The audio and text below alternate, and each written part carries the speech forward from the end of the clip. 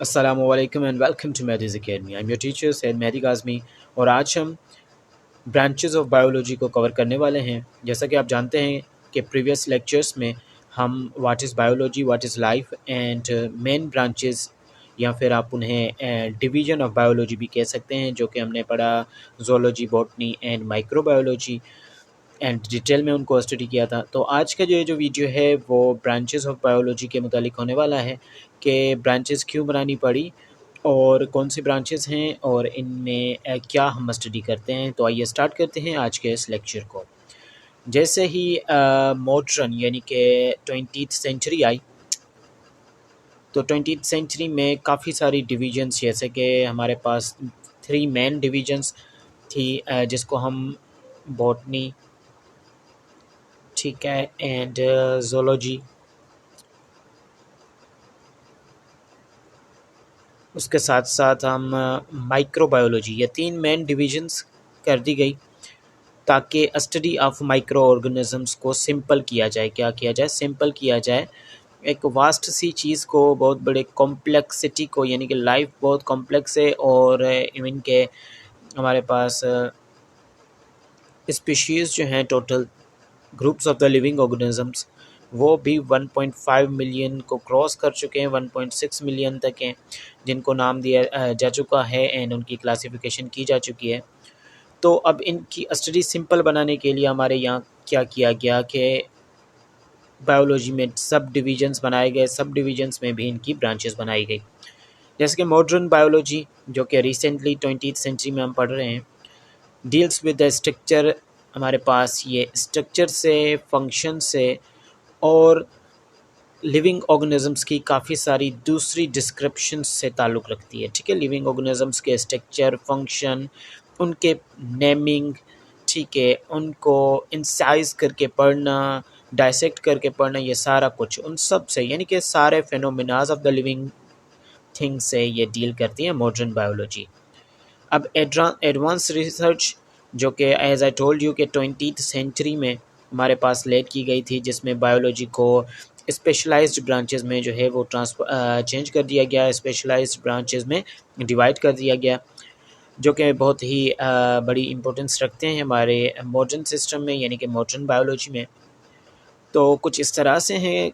सबसे पहले sub division हमारे पास zoology and botany and microbiology. Biology को हम रीसेंट ब्रांच भी कहते हैं, यानी कि अभी अभी 20th सेंचुरी में इसको मुतारिफ़ करवाया गया था। तो इन तीनों का जो सब डिविजन्स है वो इनमें आ जाता है, यानी कि कम्प्लीटली अब जो पढ़ेंगे वो इन तीनों की मीन्स के ब्रांचेस हैं। सबसे पहले हमारे पास मॉर्फोलॉजी आ जाता है। मॉर्फोलॉजी ग्रीक ओरिजिन है, ग्रीक लैंग्वेज है का वर्ड है। मॉर्फ मीन्स के form or shape and logos यानी कि डिस्कॉर्स या फिर स्टडी करना या फिर नॉलेज, बहस मुबाहिसा करना, किसी चीज़ के ऊपर सोचना या इल्म हासिल करना या मुताला करना, इसको हम बोलेंगे लॉगोस। तो स्टडी ऑफ एक्सटर्नल फॉर्म, यहाँ पे मैं इसको मिटाता चलूँ ताकि क्लियर हो सके। Study of external forms and structures, यानी कि बैरूनी, जो हमारे पास बैरूनी ऑर्गन्स हैं, जैसे कि नोज़ कह लें, फेस कह लें, ठीक है, जो हमें दिखाई दे रहे हैं, जिनके शेप्स को अगर हम स्टडी करें तो हमारे लिविंग ऑर्गेनिजम्स के जो भी पार्ट्स हैं उनके शेप्स को स्टडी करें, एक्सटर्नल फॉर्म्स को स्टडी करें, तो हम मॉर्फोलॉजी को स्टडी करेंगे। फिर मॉर्फोलॉजी की भी आगे 2 डिवीजन्स हैं, internal and external. Internal morphology, ठीक है, और एक तो होती है रिलेटेड टू द एनाटोमी, यानी कि अगर किसी भी चीज़ को हम इंसाइज करके, बॉडी के पार्ट को हम कट करके जो इंटरनल पार्ट्स हैं उनको ऊपर ऊपर से स्टडी कर रहे हैं, तो उसको हम इंटरनल मॉर्फोलॉजी कह सकते हैं। उसके बाद हमारे पास दूसरी यहाँ पे ब्रांच है एनाटॉमी। अब ये भी ग्रीक ओरिजिन है, ग्रीक वर्ड से एना का मतलब होता है पार्ट अप, यानी कि ट्रॉम, यानी कि काट देना, टुकड़ों में काटना। ये क्या होता है? Study of internal parts of the living organisms के इंटरनल पार्ट्स जो होंगे उनको डायसेक्ट करके, बाय डायसेक्टिंग देम, ठीक है, बाय कटिंग देम, उनको इंसाइज करके। कैसे? इंसाइज करके यानी कि इंसिजन करके उनको कट लगा के अगर हम स्टडी करेंगे तो इस तरह की स्टडी को हम एनाटॉमी में क्लासीफाई कर सकते हैं, एनाटॉमी में कैटेगराइज कर सकते हैं, ठीक है, बाय कटिंग देम अप। उसके बाद हमारे पास एक और ब्रांच है जो कि बहुत ही इम्पोर्टेंट है, प्रीवियसली इससे साइटोलॉजी भी कहा जाता है, सेल बायोलॉजी है। सेल बायोलॉजी अब ये जो है लैटिन वर्ड से ड्राइव्ड है, लैटिन ओरिजिन है वर्ड का, जिसको हम कहते हैं कंपार्टमेंट्स, या फिर सेल मीन्स के कंपार्टमेंट्स, या फिर honey be like com like structure, ठीक है, कॉम लाइक स्ट्रक्चर यहाँ पे इसको कह सकते हैं कंपार्टमेंट्स को, या स्मॉल रूम्स कह सकते हैं। एंड बायोस मीन्स लाइफ, तो कंपार्टमेंट्स यानी कि स्टडी ऑफ सेल्स, तो स्टडी ऑफ सेल्स को हम सेल बायोलॉजी कहेंगे, study of cell. And cell के अंदर जो उसके ऑर्गेनल्स प्रेजेंट होते हैं यानी कि उसके फर्दर जो क्रीचर्स प्रेजेंट होती है उसको अगर हम स्टडी करें तो इस तरह की स्टडी को हम सेल बायोलॉजी कहेंगे। डिफरेंटली हम इसके न्यूक्लियस या फिर इसके अंदर मेम्ब्रेन बाउंडेड ऑर्गेनलीज हों, जैसे कि माइटोकॉन्ड्रिया, ईआर हो, राइबोसोम हो, साइटोप्लाज्म को स्टडी करें, तो सेल के अंदर जो भी है हम उसकी स्टडी करेंगे, तो इसको सेल बायोलॉजी कहा जाता है। हिस्टोलॉजी की अगर हम बात करें तो हिस्टोस मीन्स टिश्यूज़। अब सेल्स मिलके टिश्यूज़ बनाते हैं। सेल्स क्या करते हैं, सेल्स जो हैं डिफरेंट सेल्स ग्रुप करके एक दूसरे के कोऑर्डिनेशन में, ये डेफिनेशंस भी लिखते हैं, एक दूसरे के कोऑर्डिनेशन में ये टिश्यूज़ क्या करेंगे, काम करेंगे, ठीक है। टिश्यूज़ क्या हैं, ग्रुप ऑफ सेल्स हैं जो कि एक दूसरे के कोऑर्डिनेशन में क्या करेंगे, काम करेंगे, और ये ग्रुप ऑफ सेल्स से एक दूसरे के कोऑर्डिनेशन में काम करेंगे। और अगर हम इनको स्टडी करें अंडर द माइक्रोस्कोप, ठीक है, प्लांट का टिश्यू हो या फिर एनिमल का टिश्यू हो, इसको अगर हम स्टडी करना चाहें माइक्रोस्कोप के नीचे, यहाँ पे इन्होंने माइक्रोस्कोप नहीं लिखा, लेकिन अंडर द माइक्रोस्कोप अगर हम इसको स्टडी कहें तो इस मुताले को हम हिस्टोलॉजी कह सकते हैं। नेक्स्ट है हमारे पास फिजियोलॉजी, जो कि अगेन ग्रीक ओरिजिन है, ग्रीक वर्ड है फिजियस, जिसका मतलब होता है नेचर और स्टडी, यानी कि ऑर्गन्स की नेचर को, उनकी फंक्शंस की स्टडी करना कि वो किस तरह से, study about functions of living organisms के फंक्शंस और उनके ऑर्गन के फंक्शंस किस तरह से उनमें प्रोसेस होते हैं, डाइजेशन उसमें उनमें किस तरह से होती है, होम्योस्टेसिस उनमें किस तरह से होती है, रिप्रोडक्शन उनमें किस तरह से होती है। तो ये सारी चीज़ें जो है हमारे पास डिफरेंट ऑर्गन्स के फंक्शंस पढ़ेंगे, ऑर्गेनिजम्स के, प्लांट और एनिमल्स के, तो उसको हम फिजियोलॉजी कहेंगे।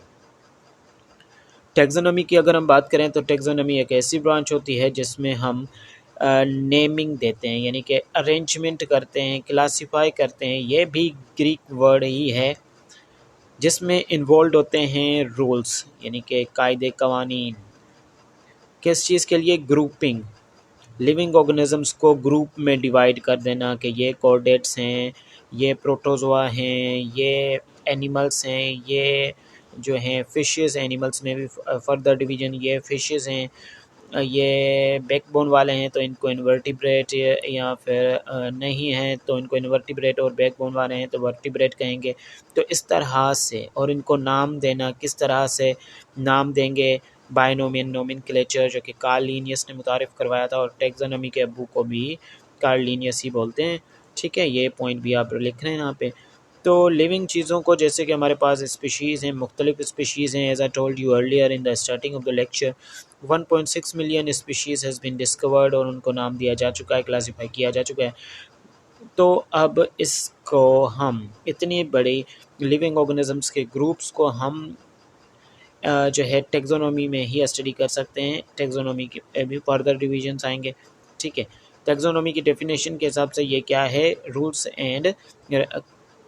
एंड प्रिंसिपल्स हैं, किस चीज़ के लिए, ग्रुपिंग करने के लिए, नाम देने के लिए, और उनको क्लासीफाई करने के लिए, किन चीज़ को, लिविंग चीज़ों को, ठीक है। तो इस तरह की साइंस को हम टेक्सोनॉमी कहेंगे।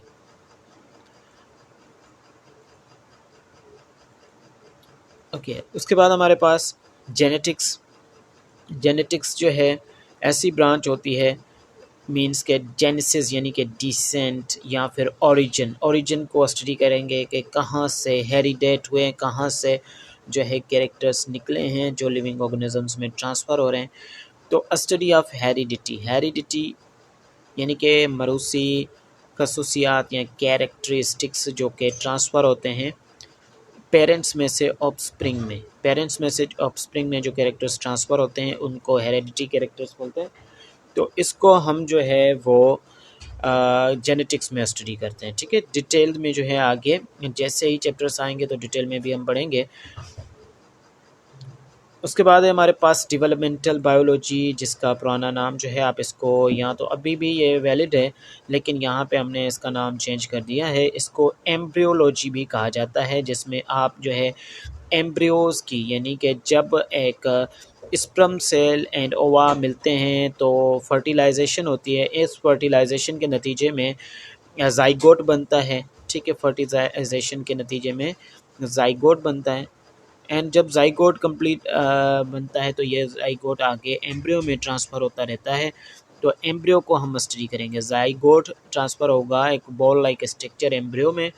तो ये एम्ब्रियो को जो भी गेस्टेशन पीरियड होगा, जितना भी फॉर्मेशन से लेके इंडिविजुअल तक उसकी डेवलपमेंट स्टडी करेंगे, तो ये हम डेवलपमेंटल बायोलॉजी में पढ़ते हैं, formation of the development of embryos. ठीक है, अब अगर हम इन्वायरमेंटल बायोलॉजी की देखें, बात करें, तो इन्वायरमेंटल बायोलॉजी हमारे पास ऐसी ब्रांच होती है जिसमें हम रिलेशनशिप पढ़ते हैं लिविंग ऑर्गेनिजम्स के नॉन लिविंग फैक्टर, यानी कि हमारे माहौल में, इन्वायरमेंट में क्या होते हैं, नॉन लिविंग फैक्टर्स भी हैं।